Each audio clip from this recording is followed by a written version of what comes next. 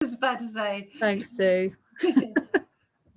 Recording. Okay, so I'll start again. So today is about emotions, about understanding the consciousness of emotions, whether you're a healer, body talk practitioner, kinesiologist, whichever your healing modality is, to understand how the emotions end up in our physical bodies through accessing different brain states, like Joe Dispenza's meditations. The more you access the higher brain states, the more likely it is for a shift to occur. Sometimes it needs unraveling on one layer before it can go to the next one. And the more work we do on ourselves with this, the more we will be in that mind state when we're working with our clients as well, and able to understand more easily, you know, here's the part that's not well in our physical body, what's behind that, what's behind that, what's behind that, what might the bigger picture of that be, what might be the lesson that's taught in order for you to come and then reshare it to other people. So it's going through the motion of, you know, the physical body is kind of the most dense and least kind of conscious, if you like, of its own, how it's ended up sick. So you have to access other states of mind in order for this to shift. And actually, when you're going into the zone in healing or body talk or kinesiology or whatever you're doing, you are accessing different mind states.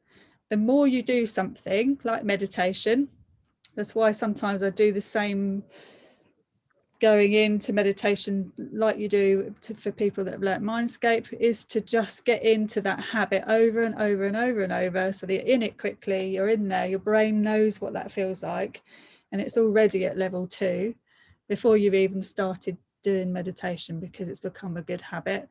So for you guys, out of these workshops, is to keep accessing the Ascension Chakras.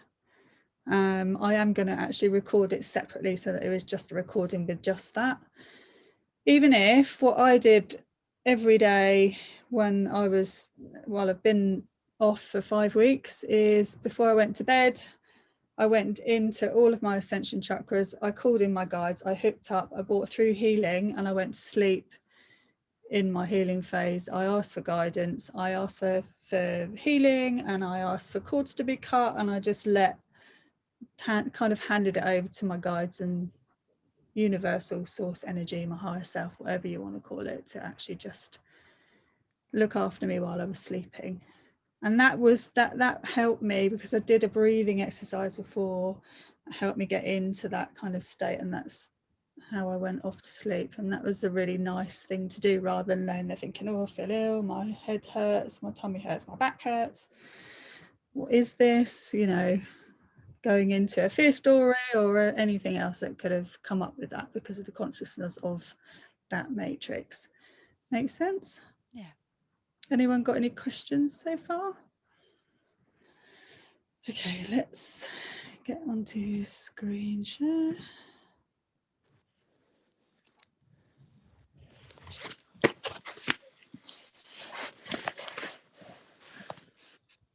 Can you see that all right? Yes. Mm-hmm. Okay, all on mute. Or actually, can you just mute yourselves? It's easier, actually. I've lost that facility.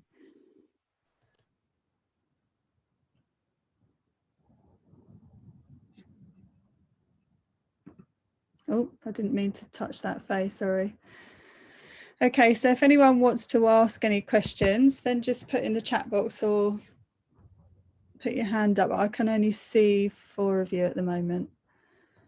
So just pop it up in the chat box if you want to speak anyway. Just stop me and ask questions. Okie dokie. So this is number 5. Thank you all for being here still. This has been fun for me, so I'm hoping you're enjoying it. So we're going on a journey. It's a nice picture. I just thought I'd use this as a way of, there are many roads we can take, there are many journeys we can go on.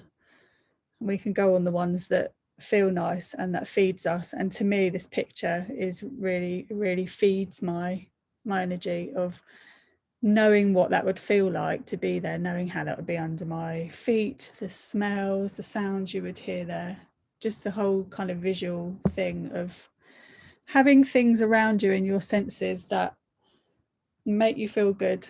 So in your home, if you've got a space where it's your kind of chill out areas, to have something that smells nice, have nice tasty nourishing things when you're in there, if you're eating something that feels comforting, nice sounds, all that kind of thing, just to have a space, because we're all at home a lot, where it actually feels like, oh, I can relax here, this feels nice. So some of my slides have lots of words on, and I'm not going to go in depth of every single thing on my slide, but I am just going to run through a few things just to have a recap of some of the stuff. So the emotions and their relationship to the mind and bodies of consciousness. So the conscious, subconscious and higher consciousness, we also call them mental, emotional, physical, spiritual bodies. We've got conditioning and programming of these, and the beliefs that unfold through our filters and perception.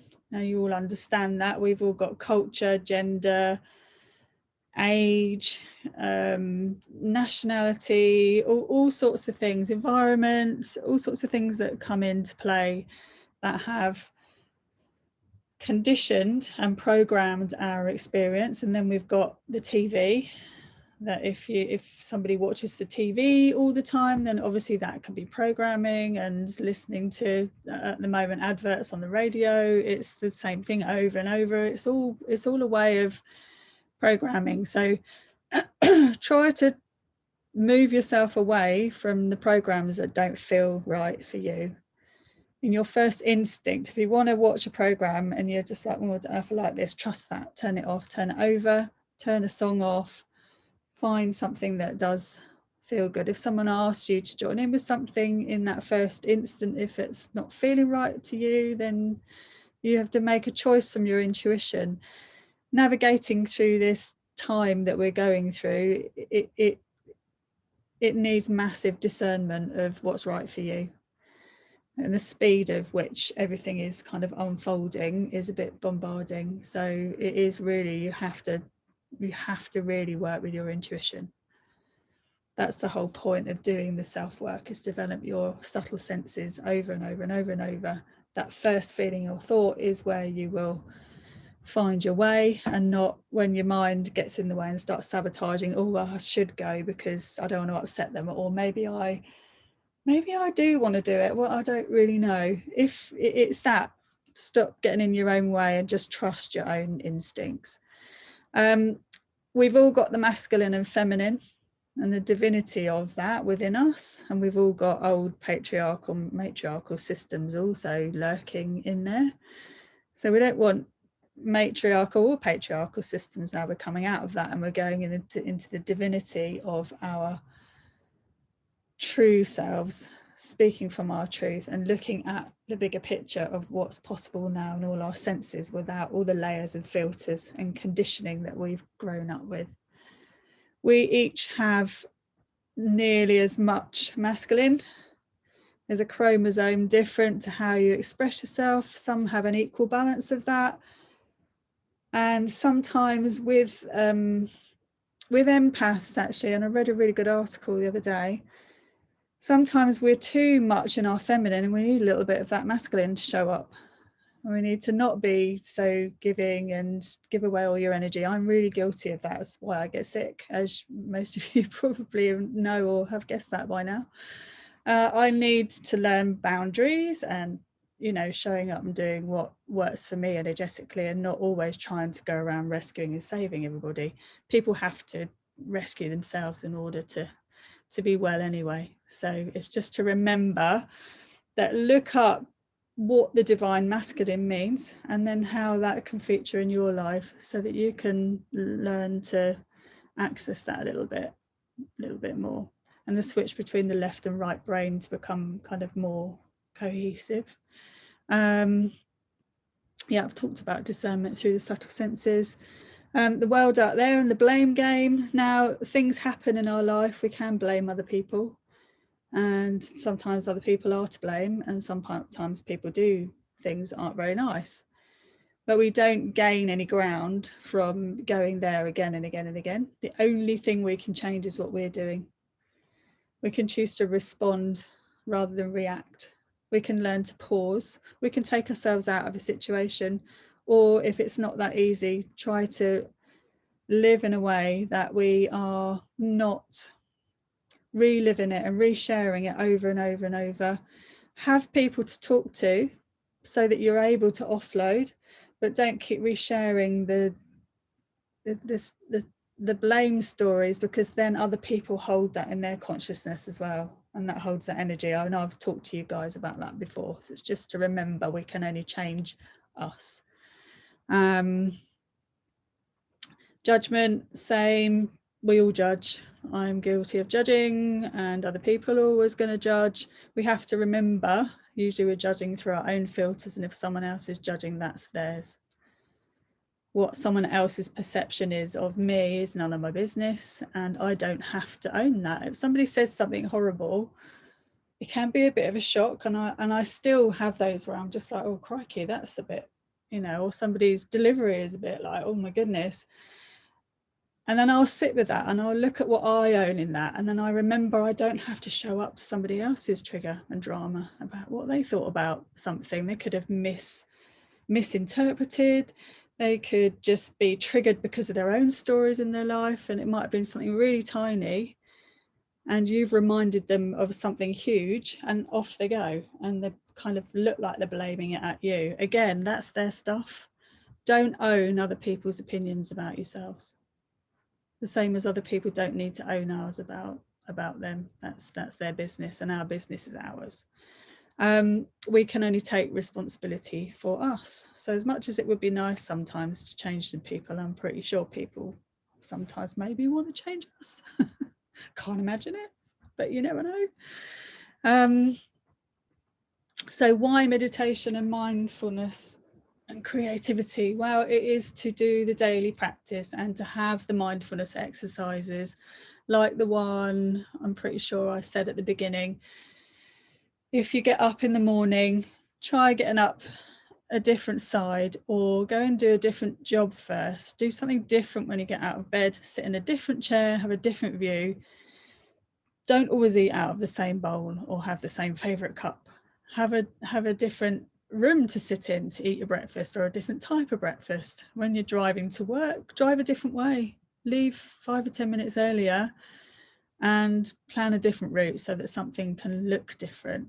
Because as you're changing what you see around you, and you're having to pay attention to what you're doing in the moment because it's not autopilot, things unfold differently. Because if you've gone into getting up the same, doing the same job, eating out of the same bowl, sitting in the same chair, having the same view, you're just going to regurgitate the same thoughts on autopilot, because you're not having to pay attention to what you're doing in the moment. When you make your cup of tea, be in it with your senses, smell it, taste it, see what it feels like, hear the sound, just all the things that I've gone over with you guys before again and again. Just remember that when it feels like Groundhog Day, especially as we're all at home, do your home things differently so that you don't get caught up in the same dramas in your head. I mean, obviously, if they're good thoughts, carry on.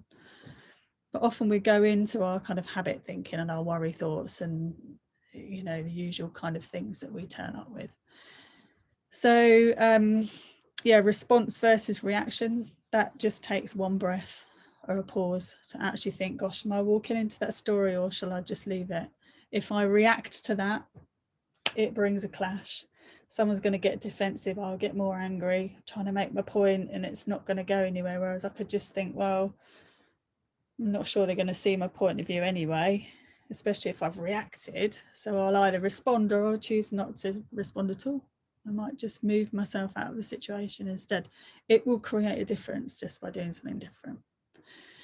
Consciousness-based living, that is just accessing what you know and love doing, how you know it's a good way to live on the earth with nature, with all your guides and all your lovely tools and techniques and healing and spirit guides and animal guides and all the lovely things that you all know now. Hang out doing that, because reality is whatever you want it to be. The observer effect and the aha moment are the ways to transformation to wisdom. So as we go through me explaining the mind states, you'll understand what I mean. The further you can get out to observe the bigger picture, the more likely you are to kind of see it and not get caught up in the drama of the moment. Okay, any questions?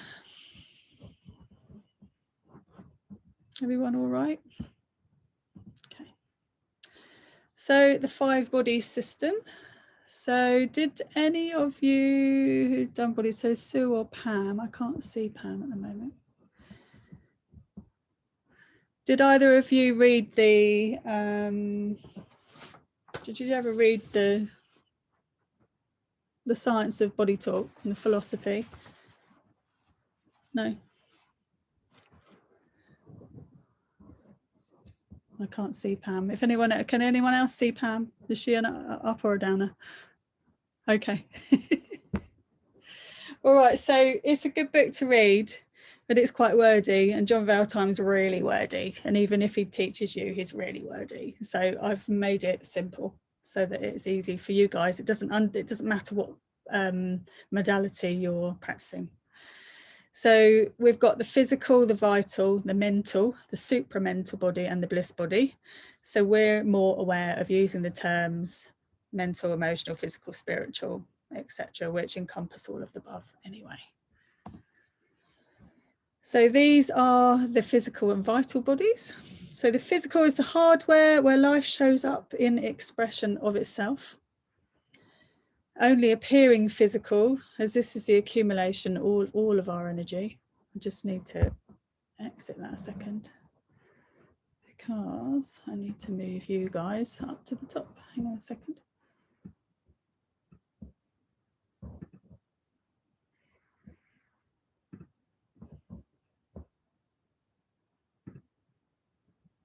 Aha.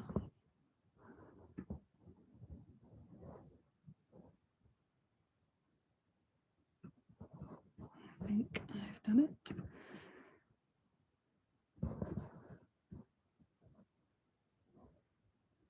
Okay, so only appearing as physical because this is an accumulation of energy, billions of cells interacting in our frequency, vibration, and all of the ways that it just looks like it's physical, but it's actually hundreds of billions of cells all communicating, all creating an energy. When you're healing, when you're doing body talk, there's just an accumulation of energy kind of stuck in a space, and you're either observing that or you're allowing the healing which comes through you. It's not us doing it, to go to the space that needs to help move that energy or help to get the body to communicate better with itself in order for it to have a shift, and then observing that as a practitioner sometimes and what the bigger picture of that might be.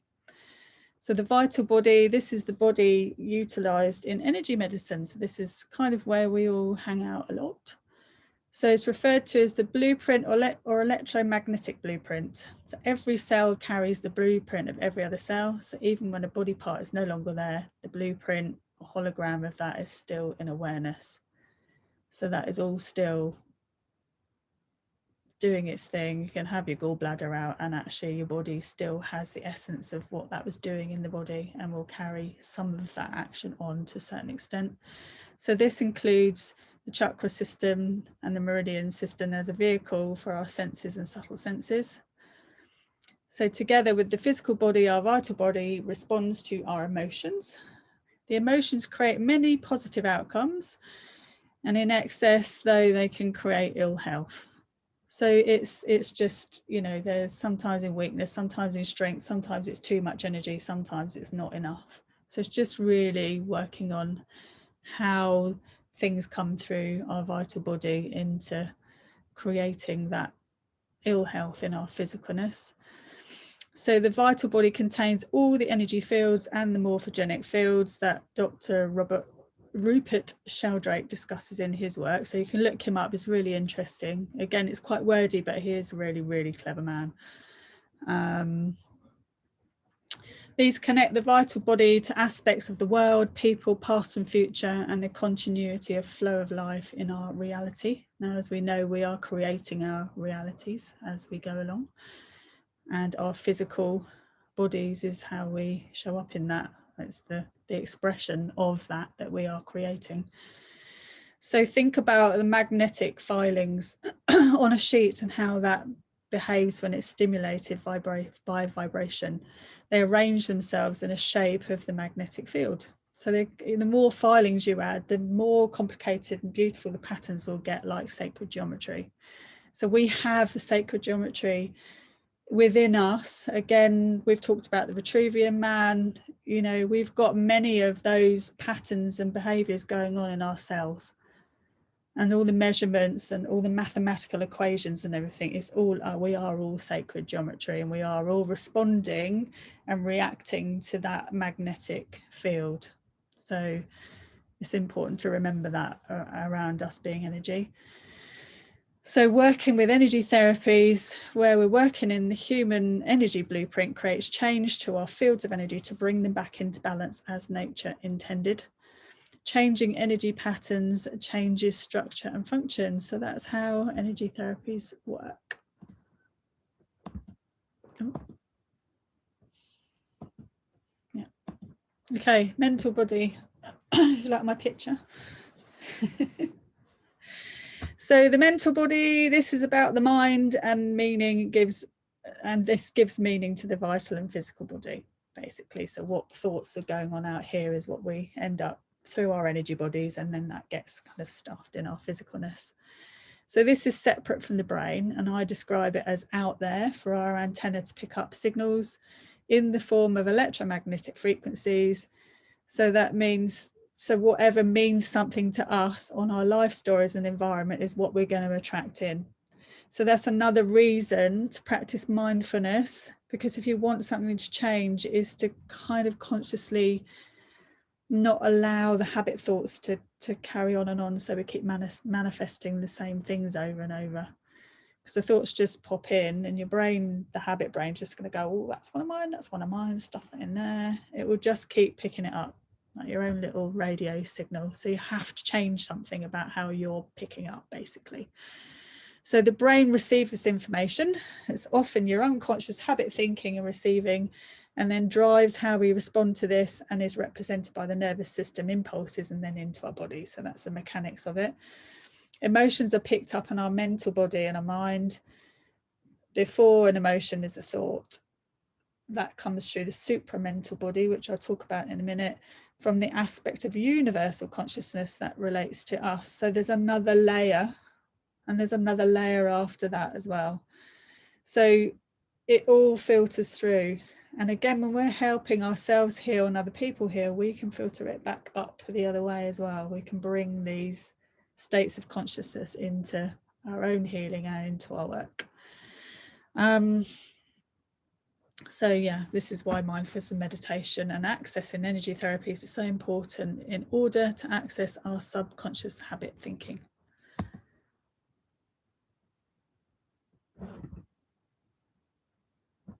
So the supramental bodies, this is also known as the higher self. This can be accessed through practice as a greater awareness than the mental level. So this is what we develop as we gain wisdom and insights through our life lessons and events, and looking at life from a much deeper understanding of seeing the bigger picture. So this is when I say to people, zoom out and try and look at the bigger aspect rather than being caught up in the dramas.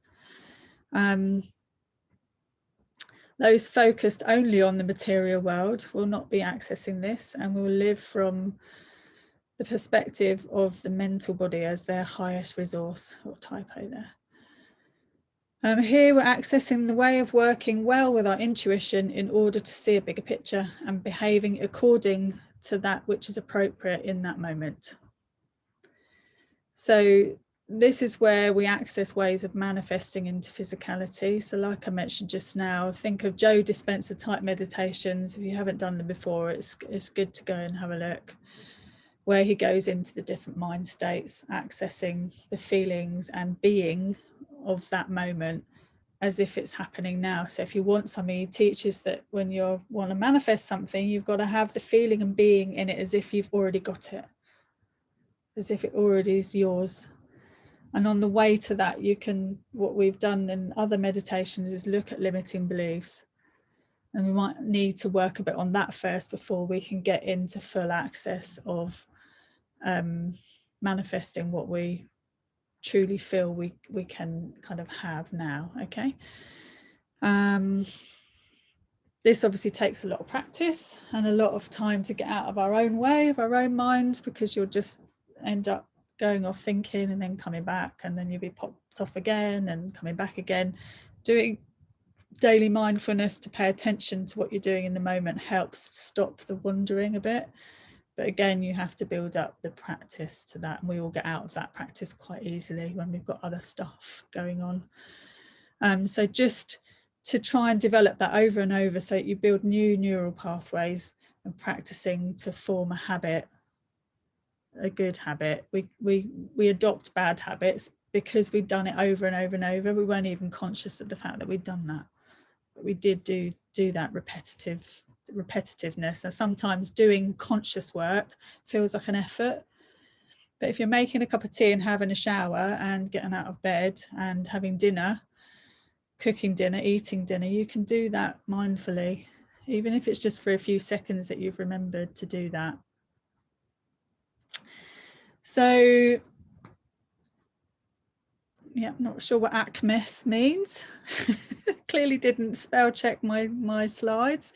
So this is where we truly access our subtle intuitive aspects of our senses. So touch, taste, sight, sound and smell, that's all the subtle senses. Our access to our intuition is far more reliable than any form of left brain habit thinking.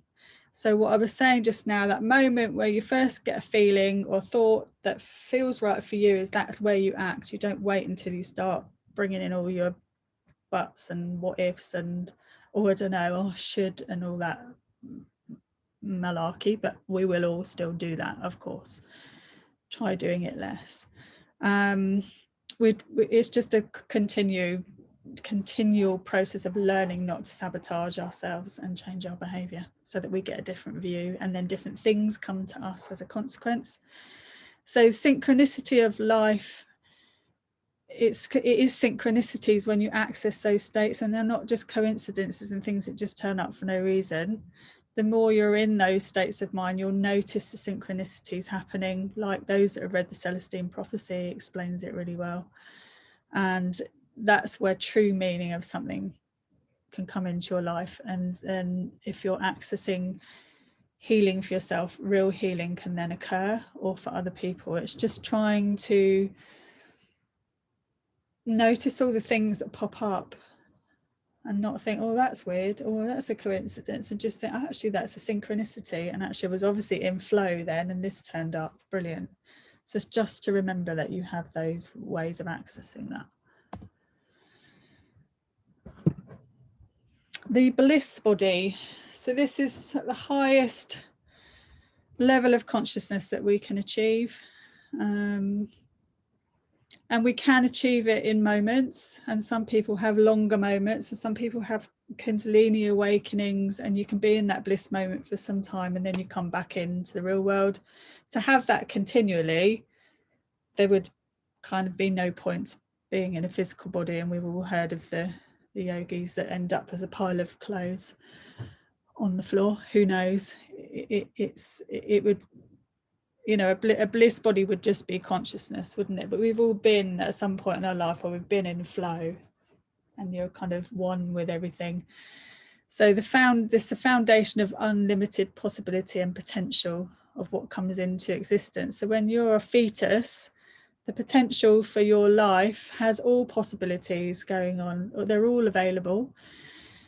And then as we're born, we end up with some limitations around these possibilities, with the physical body being the most limited. So from your experiences in life and how you see your environment, how you pick up life through your senses, 0 to 7, obviously more so when you're 7, but less so the younger you are. You don't know what's real or not. You don't know what's okay or not. You're just experiencing life through your senses. And even, you know, awful situations, that they're not going to know that's not right or okay. That's just how it is. But what does happen is they'll start picking up in their senses that something might feel really like it hurts, or it's painful to your ears, or it doesn't smell nice, or something burnt you and it felt harsh. It's just to remember that you're filtering out some of the senses that you picked up now as adults that you picked up when you were small children. So you have still got some of those habits of things that you like and don't like, and certain things that you do and not do, dependent on what your filters picked up along the way. And you can access that information through healing and through doing your own work too. It's easier to have help with somebody, obviously, unless you've got time to meditate a lot. Sometimes it's better to have a session with somebody and help you unearth the subconscious, so to be seen and allow those aha moments to turn up. So you've heard people saying, you know, I'm at one with all life. You can, like I say, you can achieve that in moments, and sometimes they can be longer moments, but to be fully in oneness, there's always going to be lots of layers and filters that you need to work through. And I've put here, sometimes care is needed because shedding too many at once can create disharmony. I mean, some of you here know about kind of walk-in souls, and some people may have tried to integrate too many. That can be too shocking because you haven't learnt the lessons and filters from the original soul, and then you're trying to integrate something else. Or in the Body Talk system, we've got matrix sessions where it's about shifting the filters and layers that you've had built up into energies in certain parts of your body. To suddenly release all of those at once would be too shocking. It just wouldn't be a good idea to do that. So you have to work through the priorities of what needs to come up. Now, obviously, you can support things with all sorts of other tools while they are shifting and changing, but normally you'd have to work through some of your stuff to transmute it, to work on your inner stuff in order for that to be seen, felt and released. So I'm not saying this is impossible, it's just improbable that you're going to be transmuting every single thing all in one go. Any questions?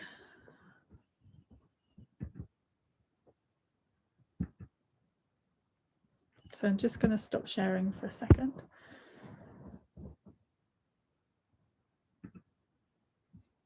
So I can see you all now. So has anyone got anything they want to ask or clarify about any of that before I carry on? No, you're all okay. All right, I'm not talking too fast. No, good. Okie dokie.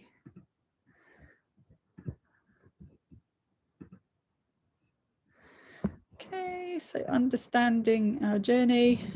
So we're going to have a wander around our body-mind systems. Okay, so I do need you all to take yourselves off mute now. So I'm going to do a little exercise. She's gonna... Let me know if my mic is too loud and I'll mute myself again. It's fine, it's cute. I'm going to keep it like that because I can toggle and see all of you, so you'll have to just see the back of my computer as well for now. So here are some words I've added, and some of the words that some of you gave me. I'm not going to point out which belong to who because it's not relevant at this point. I'm going to do a little group body talk session in a minute. After we've brought into consciousness all the things that we think about all these body parts and issues that go on for people. Okay, so again, I've added some. I haven't added all of what you said. I've just pulled out a variety of things for you to look at. So what are these? So these are the things that have ended up. So we've talked about issues that we've ended up in our physical body.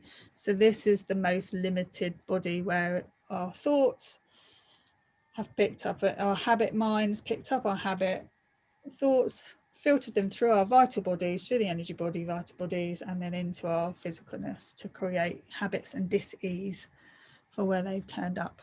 Now, every single one of these words on here has a consciousness. They all have body parts, organs, endocrines, Everything has an emotional state, and they're all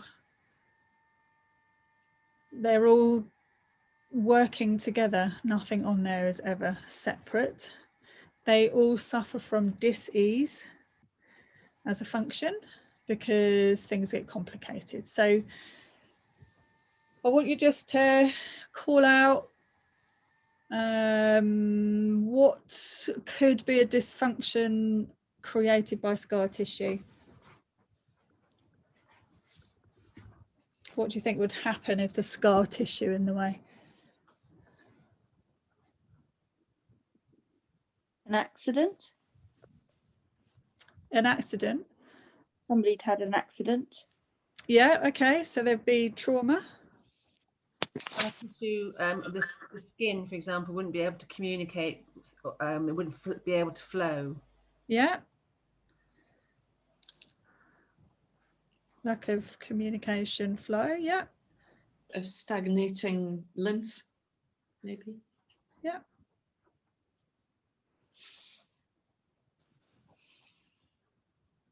Anything else? Chicken pox. Oh, creating scar tissue, yeah.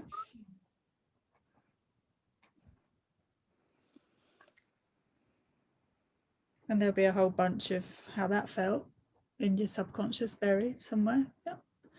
What about the thyroid? What's the function of the thyroid? Metabolism? Yep. Hormones. Pardon? Hormones. Yeah.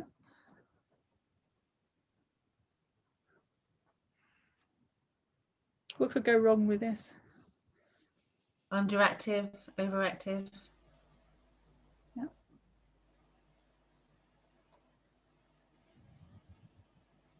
Anything else the thyroid could represent? Throat chakra Yeah.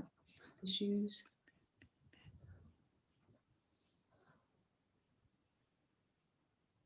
Anything else?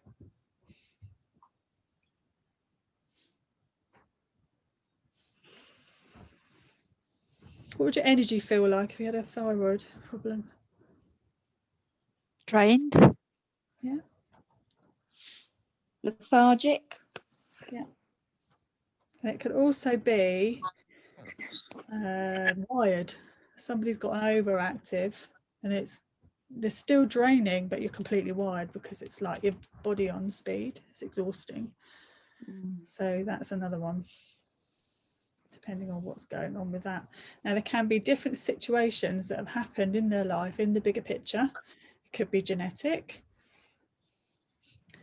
We know now that it's less the genetic issues than it is more environmental stuff and belief systems. If you've grown up in a family and there's an adopted child in the family, they can still get the family disease because they've all talked about it and they've all got, oh, you'll probably get thyroid issues when you're older like I've got, and they all own it and talk about the passing on of that. So it can be a belief system only that's caused that. And mimicking behaviors that have come from our parents and environment and creating this kind of same dramas around ourselves that cause certain disease. That's also very common, but it's not the genetic makeup per se, that's then learned behavior. Or we've taken on ancestral stuff, or it's part of the soul journey. The soul is not belonging to Mandy, Sue, Valerie. The soul is the soul. And at this point in time, it's having a journey in Mandy, Sue, Pam. We are just the vehicle for its experience in this moment. It's part of the universal mind and soul. So there's always a greater consciousness to that. It's just experiencing it through our filters and lenses, and we've layered a load of stuff on top of that. Somehow someone thought it was a funny joke to think, well, let's just send them all in, choose what life they want to live, and then make them forget everything. So they have to relearn it all as they get older, or not. So yeah, there's someone up there having a good laugh, I'm sure. So what about the hips? What's the function of the hips? Moving forward. Movement, yeah. Stability, possibly as well. Pardon? Stability. Yes, stability, yeah, for sure. Going forward in life. Yeah, go forwards, backwards. Stuck. Yeah. So that's any way of movement. Anything else? Let's have a look, see if we've missed anything. Cheating here.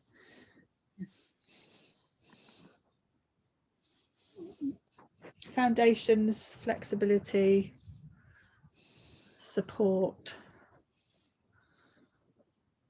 So sometimes if our foundations are a bit unstable, or they have been, we can end up with kind of hip issues. And then we need to unlearn that. So it's just finding, and then there's a bigger picture to those things of creating a scenario where, let's say you chose this life and you needed to come in and learn how to stand on your own 2 feet and provide your own stability and feel good about that and own your own strength. And you're going to learn to move through the problems that you might have had in your hips. Or if you need to own your own energy and stop giving it away, then it's going to push you through an experience of a thyroid issue, drain all your energy, and then you've got to work out ways of recouping. That's something I learn and unlearn over and over.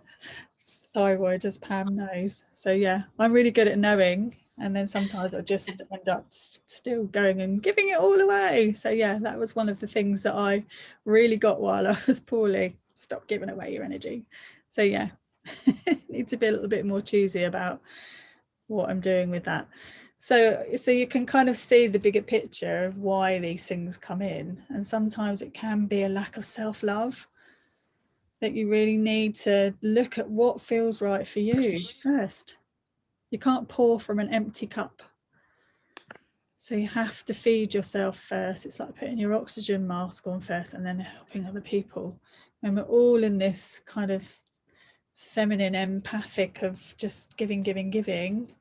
We're getting lost in all of that, and then we're not necessarily as good a role model as we could be, because we need to stand in our strength, especially now. So let's look at the bladder. So what issues could we have with the bladder? Weakness. Yeah. Holding on to things. Lack of control. Nocturia. Issues Say, with say processing. again. Nocturia. What's that? It's basically like a lot of activity at night time. Okay, how do you spell that? Nocturia.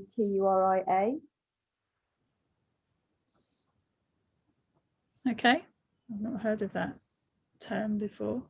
So needing to get up in the night to pee all the time. Yeah, lots of things, yeah. Okay. Being irritated, pissed off. Yeah.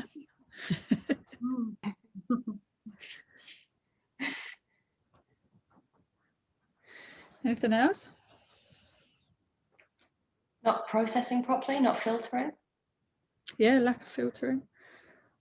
Lack of filters. So why do you think we might have chosen this lesson? What's the bigger picture here? What could we look at this?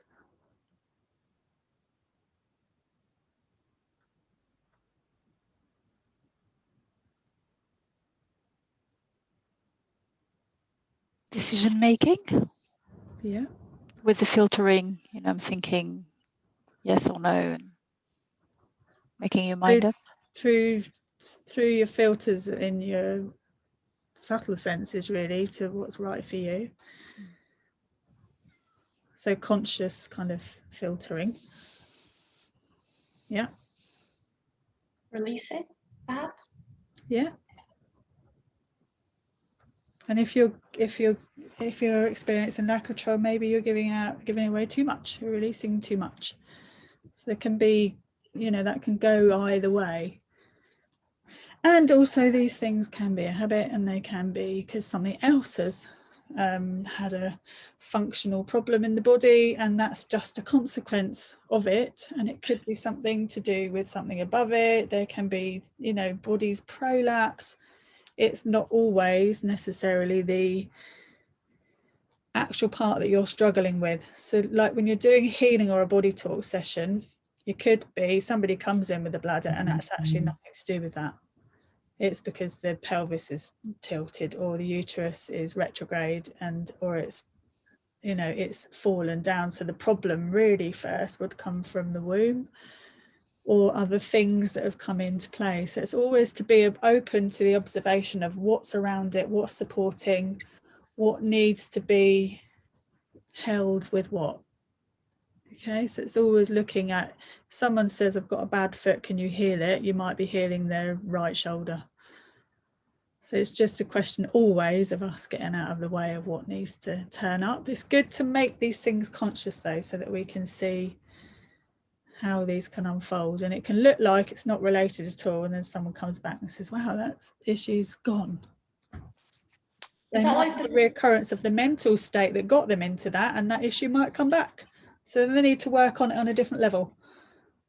So it's accessing not just the physicalness of something, you've got to work on the, it's peeling an onion around that issue is often the case. Did you want to say something, Faye? I was just going to ask, is that like the meridians? Like, what do you mean?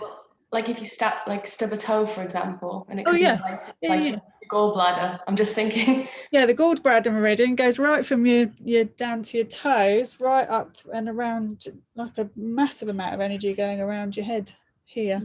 It goes all the way down your body, yeah. So if your gallbladder meridian, or if there's scar tissue in the way, it could just be that you had an accident, created some scar tissue, and it can't communicate anymore. So it's about finding the level that needs to shift. It's not always the physical one, it's not always the emotional one. It could be a number of things that need to unravel before something truly goes away. All right. Anything else on there anybody wants to throw into the room? What could be going on? I think the knees is a typical thing for emotion, isn't it? The knees? Knees. Yeah, that's fear normally. Yeah. And you've got a few meridians run through there too, so there'll be some other emotions going on. But if you think about locking your knees, holding your ground, weak at the knees, and all the expressions as well that go with all of these parts, it's the consciousness of all of that as well. So the knees could be instability, they could be rigid, it could be, you know, at either ends of the spectrum. It could be that you know, it's in weakness somewhere else. It could be like on the wheel. Let me show you.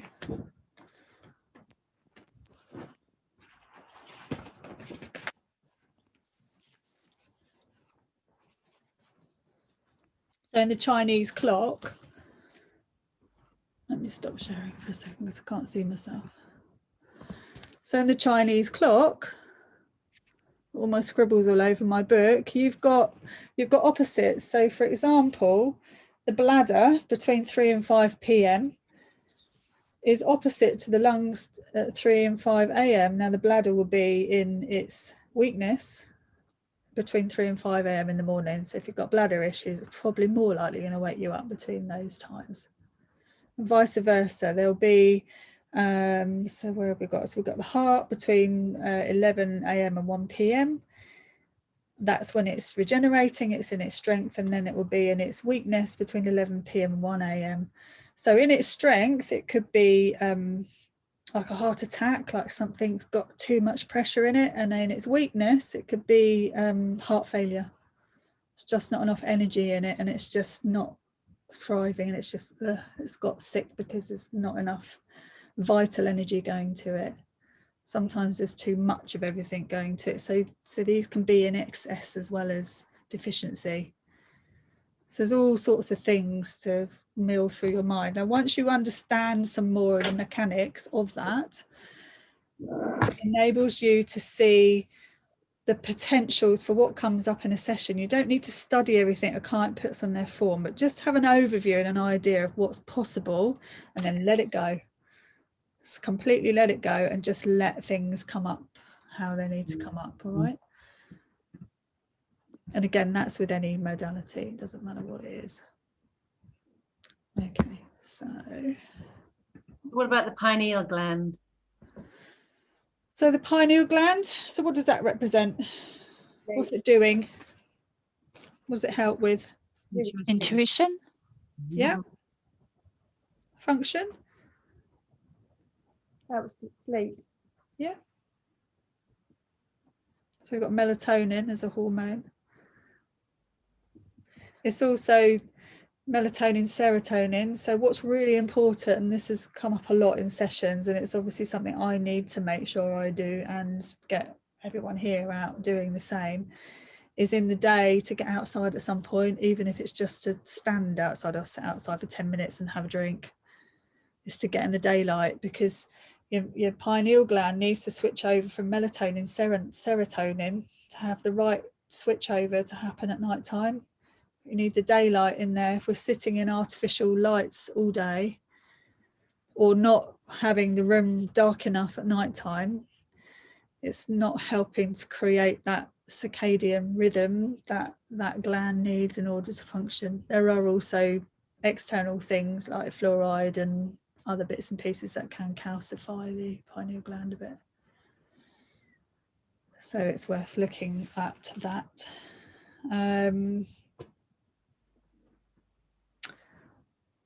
What was I thinking? It's masculine energy, isn't it, the pineal? The pituitary is feminine, the pineal is masculine. So some of these can have an aspect of coming in from a different angle because it's masculine or feminine as well. So that's, or it could be part of your body that's on the left side governed by your right brain, so that's feminine, or it's on your right hand side left brain, that's masculine. So those issues are also in the mix of what can be coming up for somebody. All right, anything else on there anyone wants to? What do we think about the jaw? Stress. Tension.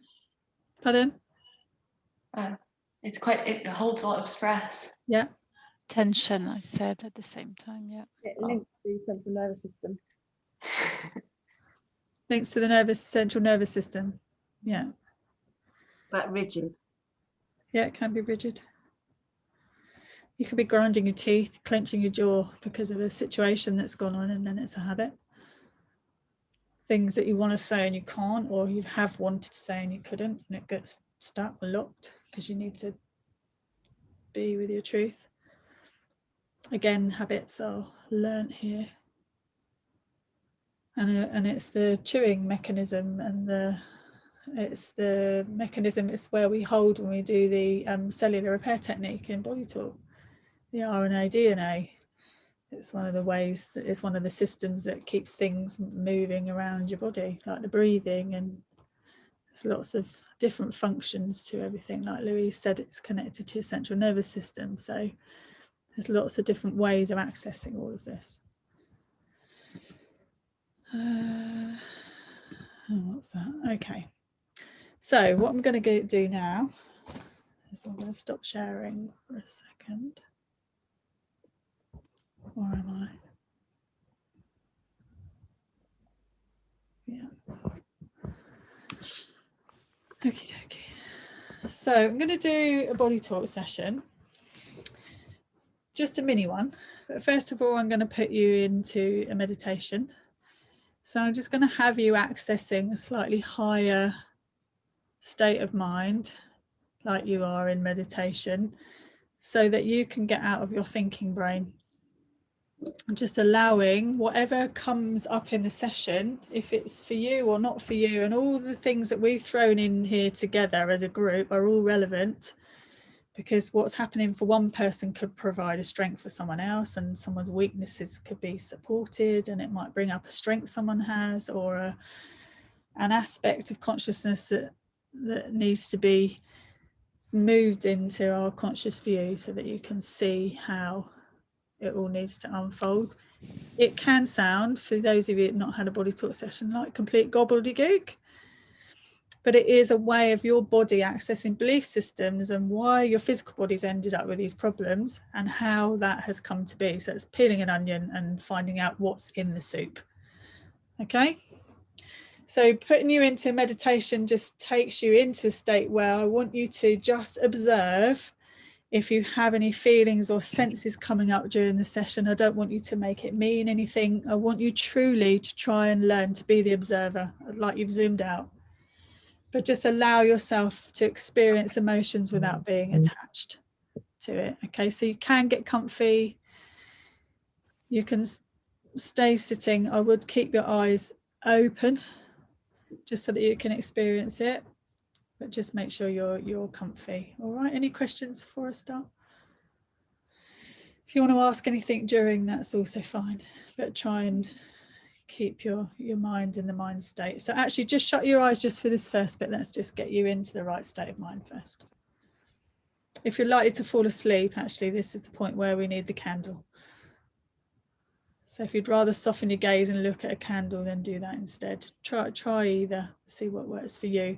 When we're in the body talk session, I'm going to get you to either stare at a point somewhere or stare at your candle, just to so that you've got something to keep you in that kind of state of mind and out of falling asleep. Okay? Can I focus on my pine cone? Yes, you can. So, if you're closing your eyes, do that now, or if you're using something to look at, then obviously access this. Just take a couple of deep breaths. And as you breathe out and let your body relax, on your next in-breath, I want you to take the in-breath with a still, relaxed body. I don't want you tensing up breathing. So really feel that air filling your lungs and your tummy in a relaxed state on the in and out breath. Feel a wave of relaxation coming down from the top of your head.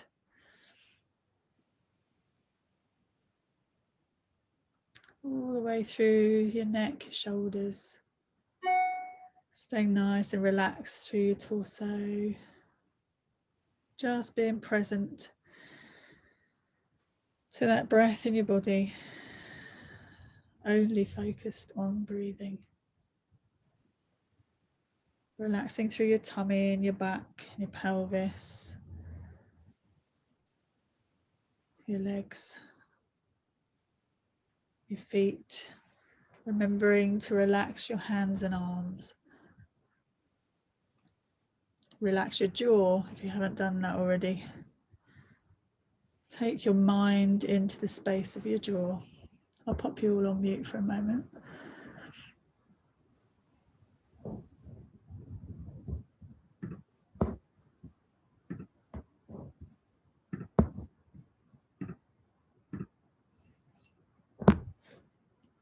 So just allowing your breathing to wander around the places that you sent to me that are ailing in your body at the moment. Just in a nice, relaxed way, take your breathing into those spaces.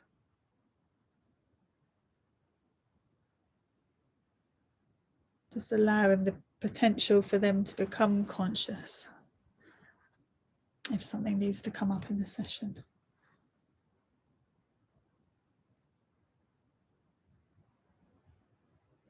And let's just tune into the Earth Star Chakra and that black and white colour of energy moving.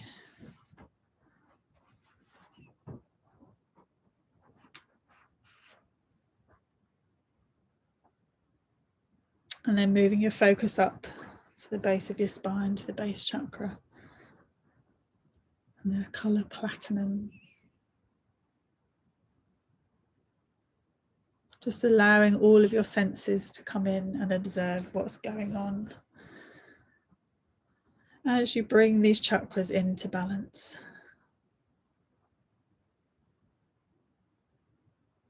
allowing these to open in a balanced way. If there are chakras within you that are too open, we are bringing them back into balance. And then moving into your sacral chakra, and a pale pink energy swirling.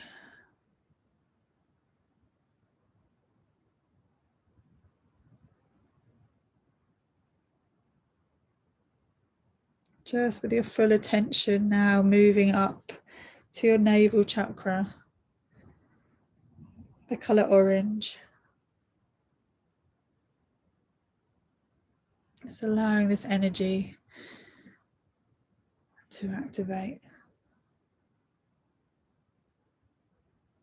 And up into your solar plexus, the colour gold.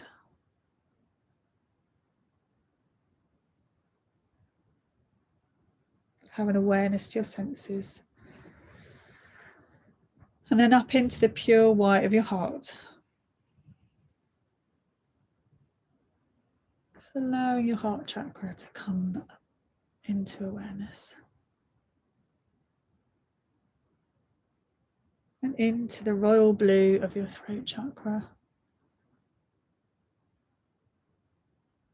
Being aware if there's any sensation, anything else coming up in your senses.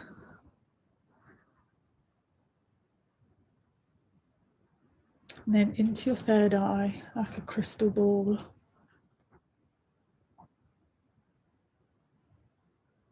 Feel the energy moving up into your crown. Still seeing the crystal ball.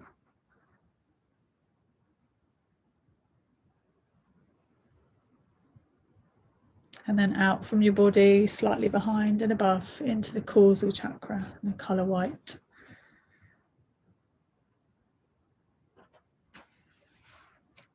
Just allowing the energy to flow through these vital bodies to come and assist the session and the healing. And up into the soul star chakra and the colour magenta, so higher above your head. And then further up into the stellar gateway, into a deep golden ball of energy. Connecting this into the consciousness of the six-pointed star, the Christ consciousness. We can ask our guides and angels to come in and assist with our healing. Archangel Michael to cut any cords and seal the ends. Just be in a space of allowing the energies to shift during the session.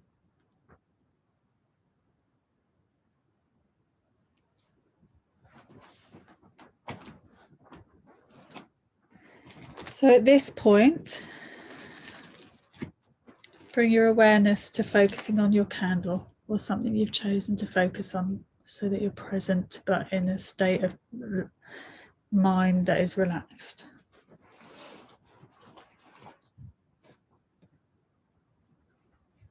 So I'm just going to do the body talk session and tell you bits that are relevant to come up.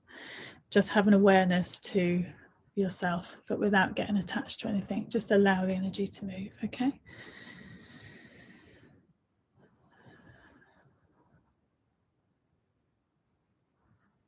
Okay, so we've gone into general environment and we're in the head space.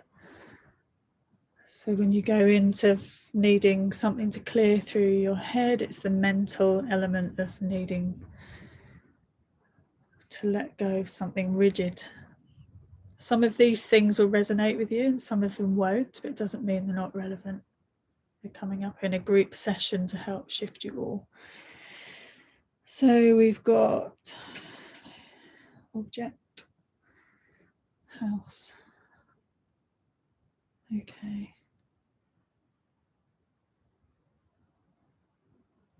Okay, we're actually going into an aspect of everything needing to be in place in a house.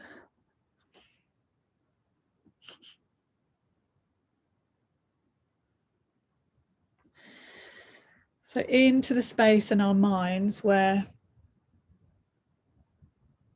utter chaos in a house doesn't allow for uniformed thinking, and sometimes it's like it's a coping mechanism in order for everything else to be easier. There's nothing wrong with it unless it takes over. Okay, we're just linking that into being conscious of some rigidity so that that can relax a little bit. There's no right or wrong in any of this, by the way. It's just something needs to shift a little bit. That's then linking into the jaw. So that rigidity coming into play in the jaw.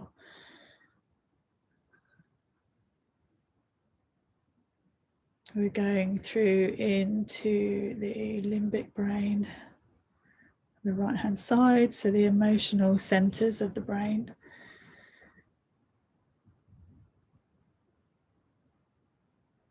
And what I can see in my mind is lists and tasks and things to do that feel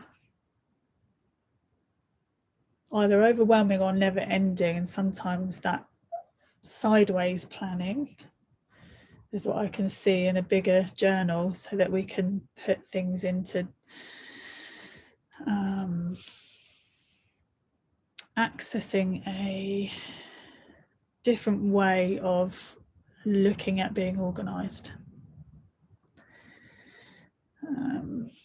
It's a bit like when things are overwhelming at home and there's too many jobs, and this is any of us.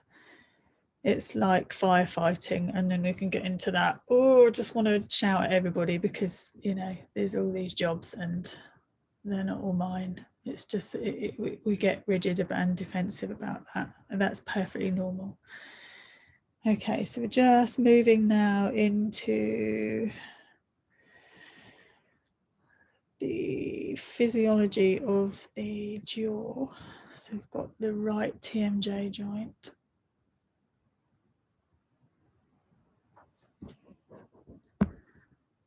Okay. So definition, consciousness of the jaw. Further details.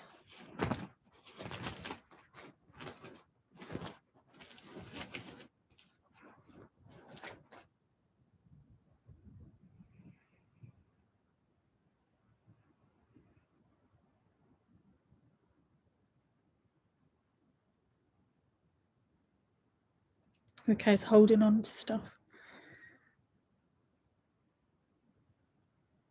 Like an emotional holding habit, not a conscious one. So it's a space where we've held on to stuff. It's actually coming in as a masculine aspect of life, a consciousness of something, either external masculine or the masculine within us, where we might need to release some strength within ourselves to release that energy out of our jaw. We've gone into the cortices.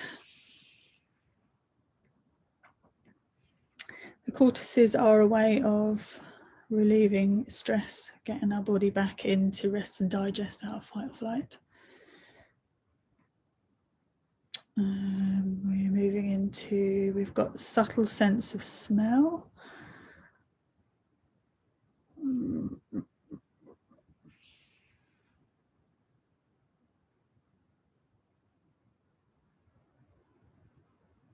It's when people don't smell right anymore, or that sense of smell is our primary sense of keeping us safe, or attracting a mate, or feeling whether something smells right or not, or something smells fishy. It's sometimes we're in that sense of picking up that with somebody. If this is relevant to you, something that comes up for you, trust your instincts, because your senses know exactly what they're picking up. So once your thinking mind gets in the way, then you know it's taken over. So trust your instincts around that.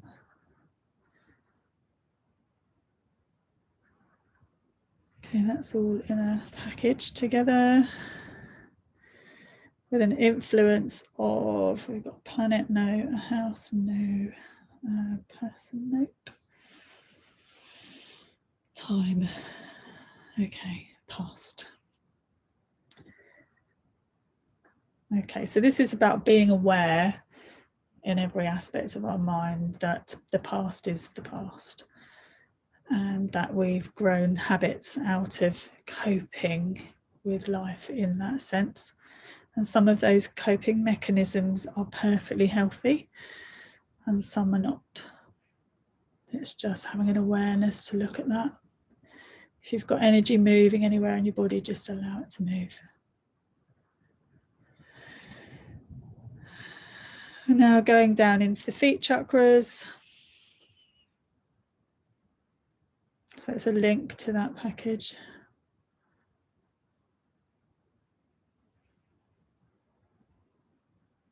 So these are minor chakras in the feet. This is about grounding and being connected to the earth.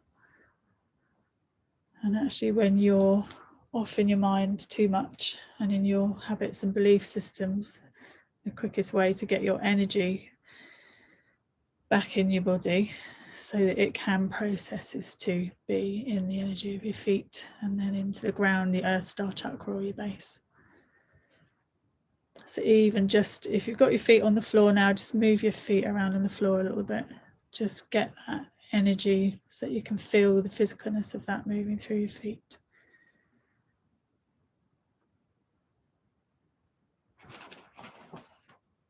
Okay, so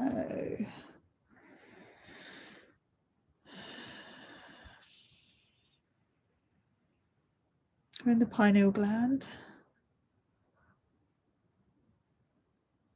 A link to the mental body.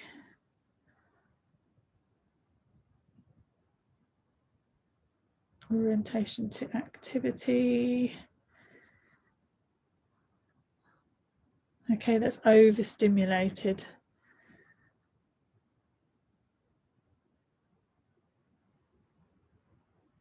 Sometimes when your pineal gland is overstimulated, it's that we've not accessed enough time in the day just to be still. There's constantly a job to do or something to read or look at or listen to. It's just to learn to be still for a bit, especially before you go to bed. Switch your brain off, switch your mind off, bring your pineal gland into its point of stillness so that it can do what it's designed to do at night time. So if this is resonating with you, then it's to take yourself into a habit meditation like I do, with just tuning into my chakras, connecting my energy, call in my guides. Or if you're using Mindscape, put yourself to bed in your Mindscape. Or bring through some healing or any other modality that you want to do. Just create a few meditations or ways of going to bed as a daily habit. If you're using the nature's frequencies patches, then the sleep patches work well for some, not others, but they are cumulative. Again, that's a way of getting into a deeper sleep, and then you'll have more access to dreaming because you've slept deeper, and then you've almost got time for the dreams to happen early morning.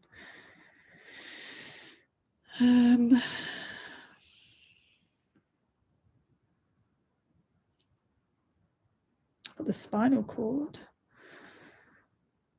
and some tiny bit of compression at L3, left side, and a bit of sensation from there going into the hip on the left side.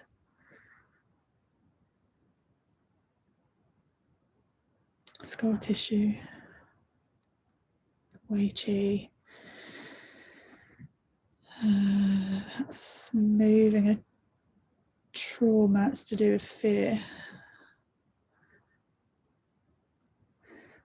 So what I can see in my mind is kind of an accident or a slip or a trip from being in a very, don't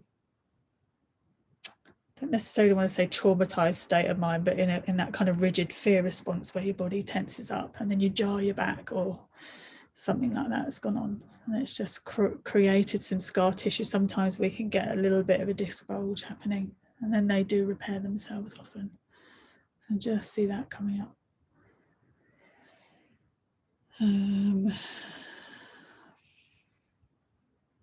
Anything else in there? No. I've got a definition between the two bubbles, if you like.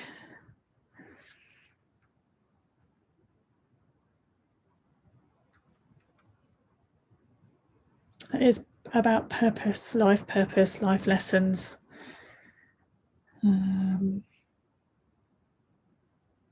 Going back into the first house on an astrology chart where you are entering with the fullest potential for what your life brings. So accessing that knowing inside of you that is experiencing life from your subtle senses before all the layers and baggage come up, just to help shift some of the energy.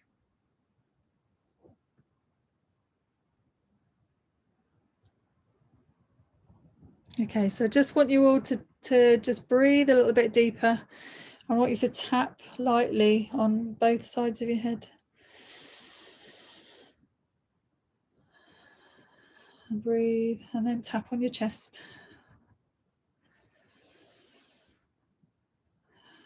And then tap on your tummy.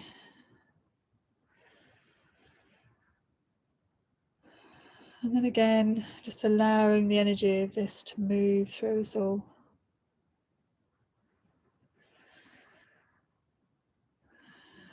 Just observing sensations, pictures that came into your head. And then relax. Some of what you'll be observing and picking up will be other people in the group stuff as well that you're observing to help that shift. So even when the things are not necessarily feeling relevant to you, your energy is still adding to the collective way of shifting energy. Anything further? Nope. That's just a little mini session. If you do healing modalities, again, it's about bringing all the components into something that of a way it might want to shift. So if you're doing reflexology or if you're doing divine healing kinesiology, you are creating systems by which energy needs to move. You're never working on one part on its own. All right. So pop yourselves off mute if you want to share anything that you observed, because that might be useful for the group.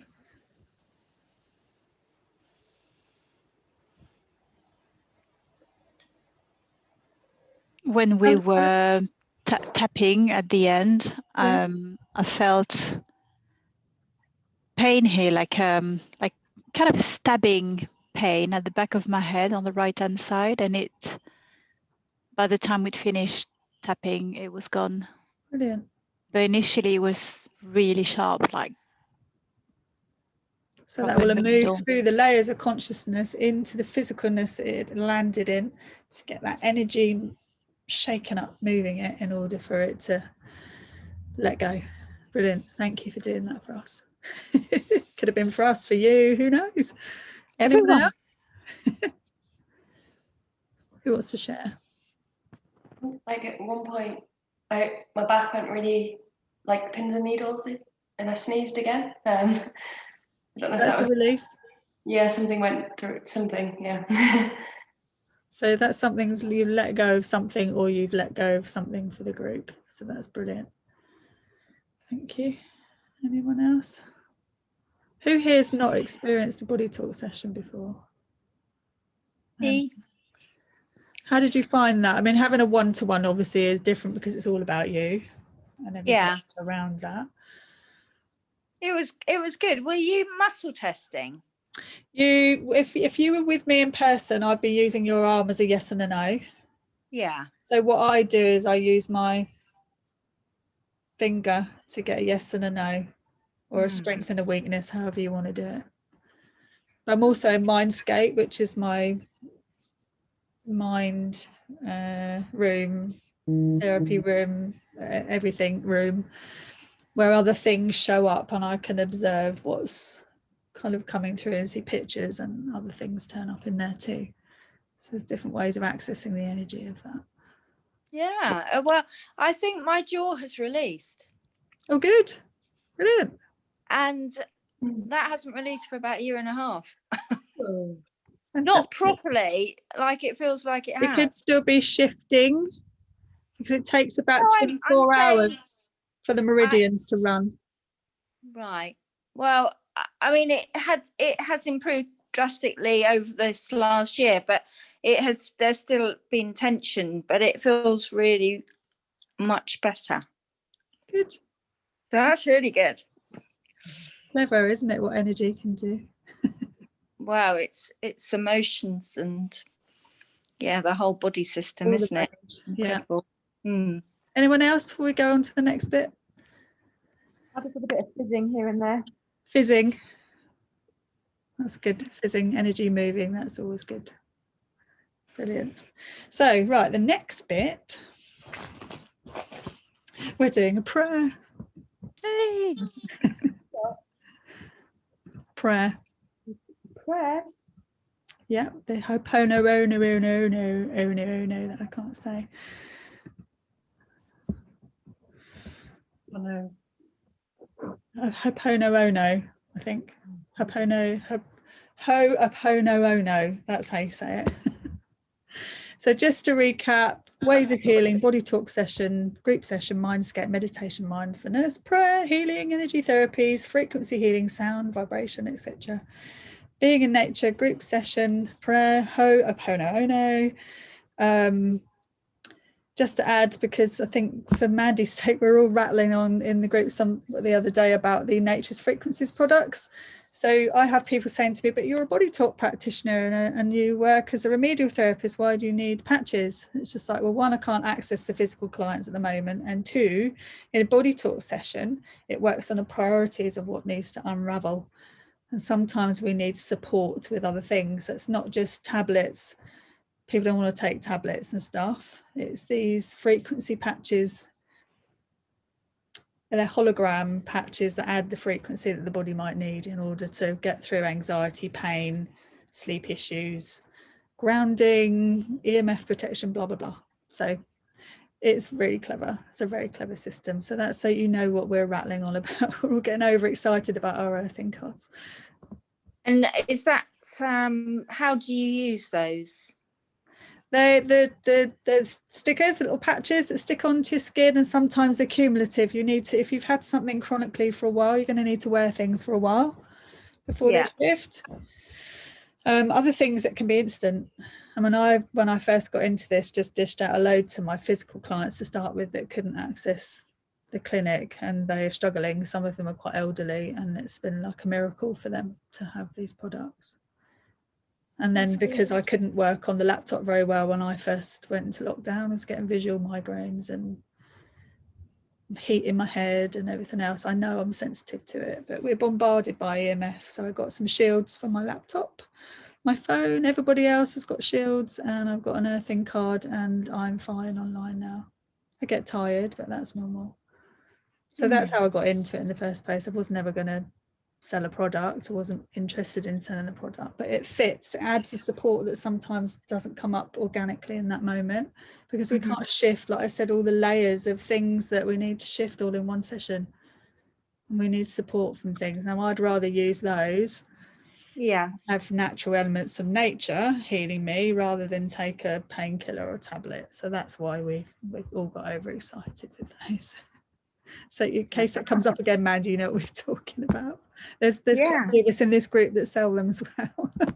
Oh, really? Yeah. Okay. So let's go into the Ho'oponopono and meditation into higher consciousness to access the bigger picture. So the Ascension Chakras is always a good plug-in to go into a state, and it's familiar now, but with a prayer as well, you can also access that. Now, I don't know why my slides are not moving. I'm just going to stop sharing for a second, sorry.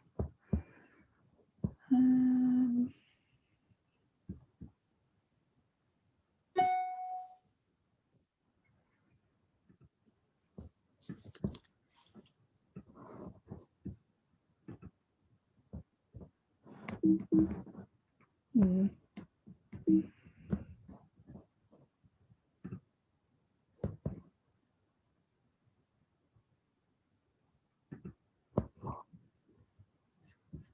Two seconds, sorry. I've frozen. Let's come out of that one. Let's come out of that one. And let's go into here. Here we are. Phew.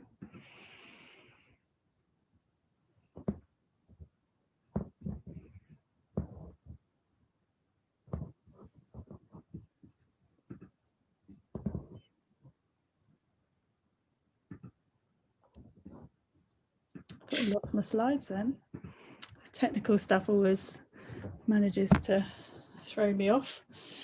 Okay, so the Ho'oponopono, some of you may already have practiced this and may even know more about this than me, but I just thought it would be a really nice thing to do at the end of our session today, to have you understand a different way of accessing healing, where you just surrender it to a consciousness system that's existed for hundreds of years and tap into the consciousness of healing through this ancient Hawaiian healing prayer. This is about taking responsibility and having gratitude, accessing the conscious, subconscious and supraconscious minds with the prayer process. Self-identity, cleanse and clear and free yourselves from the past, connection to source. So when you forgive, you're freeing yourself and bringing healing. So it's not that what other people have done to you in your lives is okay, but if we hang on to it as if it's, you know, something that's just happened, we're reliving that moment in every moment. It's about being able to find a way of letting that go so that we can move on. So the forgiving is for ourselves. Now, when you do this prayer, which some of you will already know this, again, I don't want you to shut your eyes if you're prone to going to sleep, but you can if you want to, or just stare at your candle, maybe. If you feel emotional, then you can turn your camera off. That's absolutely fine. Just allow things to come up if they need to while we're going through it. So, as Nelson Mandela said, hanging on to hurt is like drinking poison and expecting it to kill your enemy. So it's that finding a way of forgiving things, okay? Okie dokie. So get yourselves into that state of mind.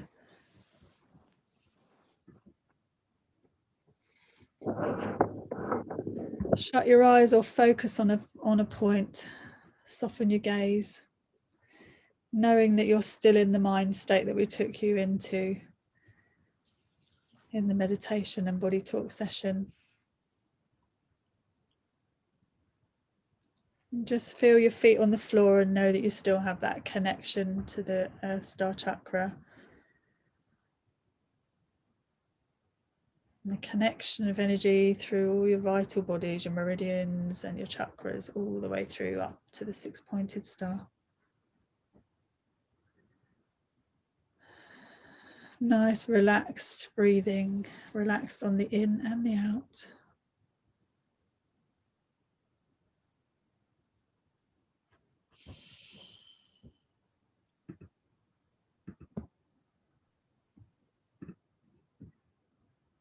Just focus on your body relaxing.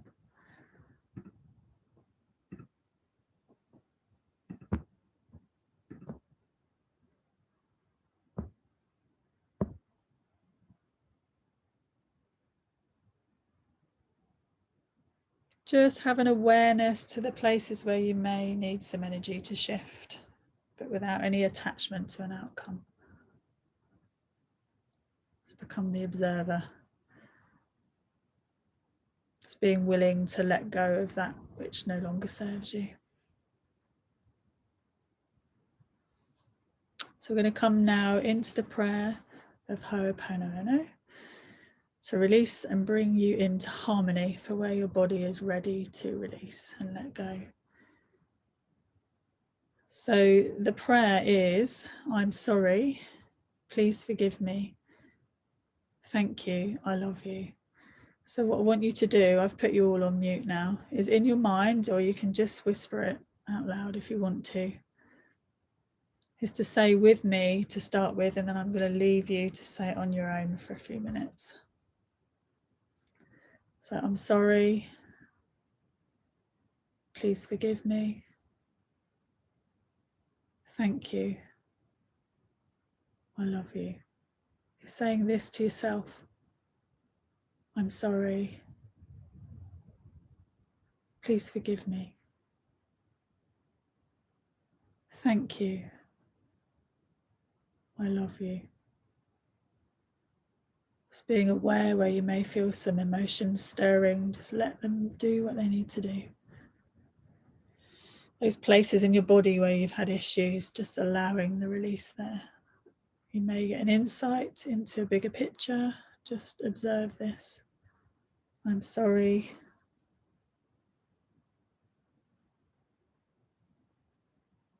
Please forgive me.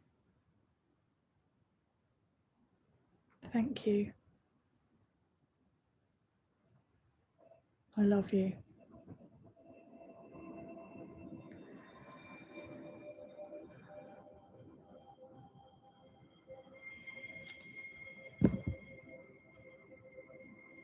And just keep saying these over and over, just being aware of what turns up. I'm sorry. Please forgive me. Thank you. I love you. And say this to yourself until I tell you to stop.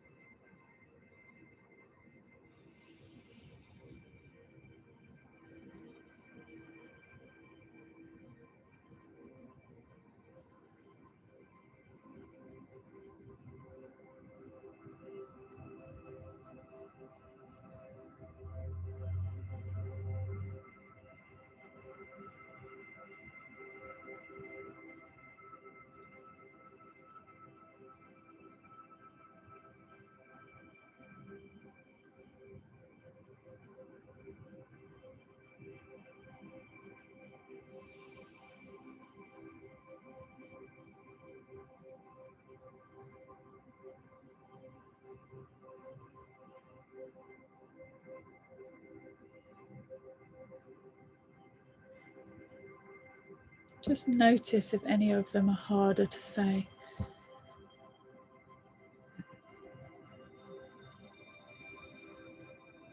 I'm sorry.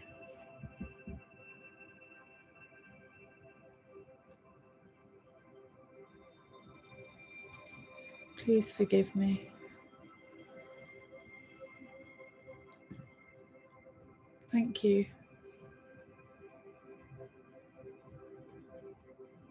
I love you.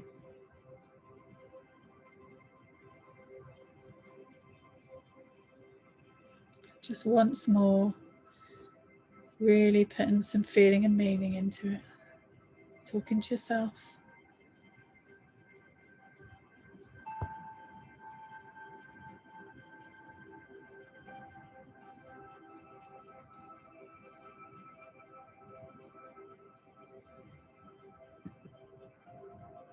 Just allowing the emotions and energy to move. Observing any sensations that came up and let them go. Breathe into this awareness. Breathe into the spaces you feel you need to breathe into.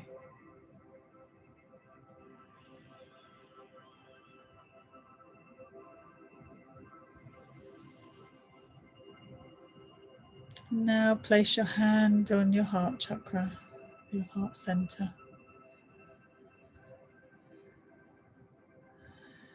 Breathing into this energy center just to bring you back into harmony and balance. And slowly become fully aware of your body, your surroundings.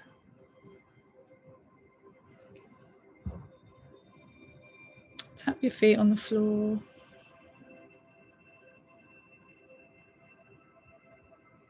Make sure you're grounded. And just come back into the room when you're ready.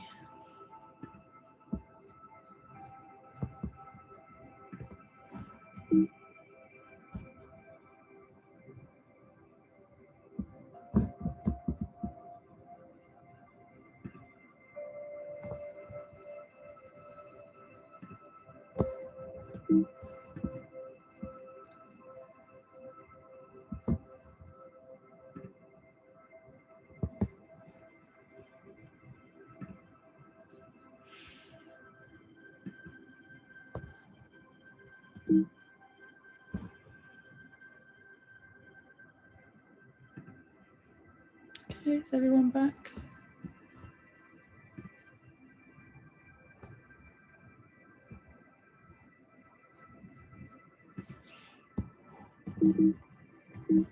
Just have a drink and a stretch.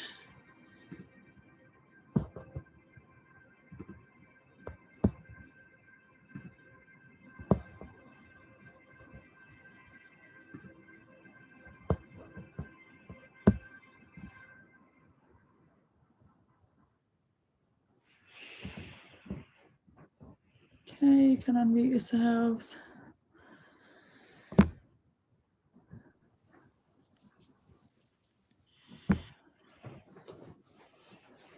So how's that? Did you all stay awake? Yeah. Good. So what I would say is, if you are prone to falling asleep, and I do when I'm meditating on my own, but if you want to get through a whole exercise, is to do a soften your gaze, look at a candle, or find a spot on the wall to stare at, or something like that. I think that's something that Tom Evans said, Sue, in our homework for this week. Sue and I are on a learning to channel your book course, so which I think a few of the rest of you were going to access as well. It's quite good. So one of the things he says is to stay present, but focus on something so that you can be aware of other stuff needing to come in. So it just gives you something to look at rather than falling asleep with your inside of your eyelids. So did anyone feel any feelings come up with the Ho'oponopono? And you don't have to share, but if you're willing to share, that'd be great. And I'll tell you my experience of when I did it earlier. Got a lump in my throat, and then afterwards my head's burning on the top of the left. Okay, how's that feel now? Just burning there. Still there. Still might have some release that needs to go on there. So if you need to do a little bit more of the prayer to release that, or some of your divine healing, then do that, just to clear the rest of that out. It will unravel and clear. And the body talk session, as I said to you earlier, can take 24 hours for the meridian cycle to shift through. So just allow it to kind of move. They're not side effects, they're just shifts. We all know that, we're all healers. Anyone else? Pam? Yeah, just I find every one of the phrases difficult to say, to be honest. And when I told you separately earlier that, you know, I've got my usual pain in the neck and what have you, I could feel it kind of intensifying as I was saying it. Okay, that's interesting. Yeah, it's a funny one, that.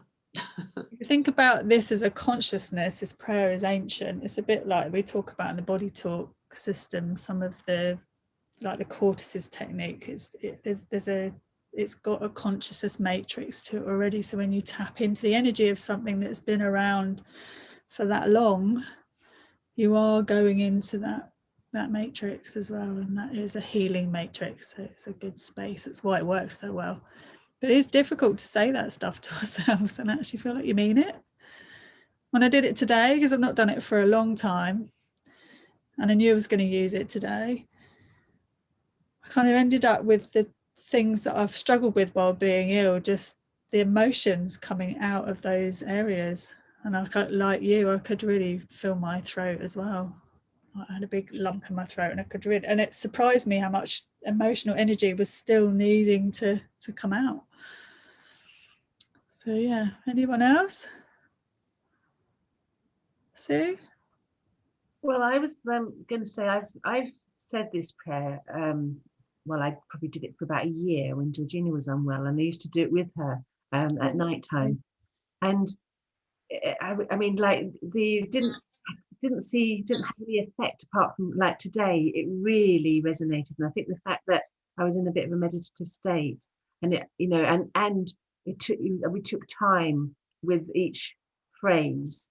It kind of, I felt it really sort of going deep in, and that, yeah, it was amazing. But I didn't really actually have any sort of too much sort of negative feelings, but just that it was like going really deep, and Oh, that's lovely. Surprising, isn't it, when you tap into the consciousness of something fully, how it creates a different feeling. It's something so simple as well, isn't it? Yeah. Valerie, did you have your hand up? Thanks, Sue. Yeah, it was just actually quite similar to Sue. I mean, I could really feel those phrases, and I really meant it. So I love you was difficult, and I felt it. My reproductive organs. Oh. They've been all over the place again. Something in there resonated.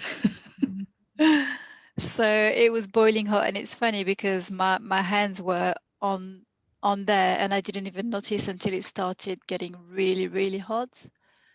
I was like, okay, I need to work on this. So I just really meant the phrases, and It's hard to say I love you to yourself, isn't it? yeah. And I have resistance to saying I forgive you. It's just like, oh, I don't need to forgive myself for anything. Get all righteous. But we've all done things to ourselves that are not in our best interests. So you can add forgiveness. We all beat ourselves up about that. So it's funny. It's funny. Anyone else, Louise or Mandy, you want to share? I had a resistance initially. I think just initially the connotation of the word prayer, because my parents were very religious, and I've kind of just really gone ugh to any of that. So I was like, oh, I'm not saying. Well, I should have called it a mantra, maybe. Yeah, I was like, I'm not saying that. And then when you said it was the Ho'oponopono, I was like, okay. And then when just before we started, I was like, well, I don't really want to do that. And then I was like, well, we're going to do it anyway, so let's just get on with it. And then as I was doing it, I could feel a lot of the various different pains in my body that I get. I could feel them sort of moving around, but also as I got more into it, I just found the words actually quite comforting. It's quite nice. Yeah. Surprising, isn't it? Simple. I had resistance to it too, Liz. I know what you mean. It's really funny. How about you, Mandy? Yeah, I really enjoyed that. I felt very chilled anyway, and that really helped me chill even further. And I just felt some lovely feelings in my heart. They're just minglings. I don't know if that's the proper word. Yeah, just minglings were going on in my heart. That's lovely. So guess what your homework is? Oh. It's to do this prayer, mantra, whatever you'd like to call it. We don't want people twitching before they're doing it. Is to do this a little bit more often, and to access how to get yourself into a higher state before you're working on yourself and before you're working on other people, just to switch mindset so that you can access the higher minds and bring a kind of zoned out, zoned in, if you like, into the zone access, to just allowing everything to come in and just completely get your mind habit thinking, talking out of the way of how you hear, what needs to come up for you, getting too involved in a story in yourself or in other people, and just allow that to unfold without any attachment to an outcome. And those would be the best ways we all heal ourselves, and when we're working on other people. It's just to be the channel for whatever is available for us to access through all those mind states. All right. So skills, things you've learned, and then some tools to use. So I think I've, don't know what the time is. Oh, not too bad, 7 minutes, right, you may leave. So we've got one more of these 6, and that will be in 2 weeks' time. That's still unfolding in my mind, so I'll let you know what that's going to be about. If there's anything that you think you might want to work on, then just message me and I can add it in. Anything that if you can think back that far of where we all started and any questions you might have from that. Yeah, just really working. So I'm not going to give you homework of sending me a meditation, but I will be asking how you've put yourself to bed, how you've practiced mindfulness in the day, just so that we can have a conversation about it, about what's changed while you've been doing that and doing the mantra. I'm going to call it a mantra now, Lou. All right. Any further questions before we go? No. Thank you very much, and it was lovely to be back. Yay! Yeah. It was lovely. I'm so glad that I'm well enough now to do that. Never thought I was going to get well at one point. It was just, oh, I'm so bored of this now. But yeah, I'm back. I'm still pacing myself, but You're looking better. yeah. Not in a good way. And like you seem better than before. I've got more colour in my face now. I think I look like I was half dead. I'd stop recording. I'll just tell you something quickly.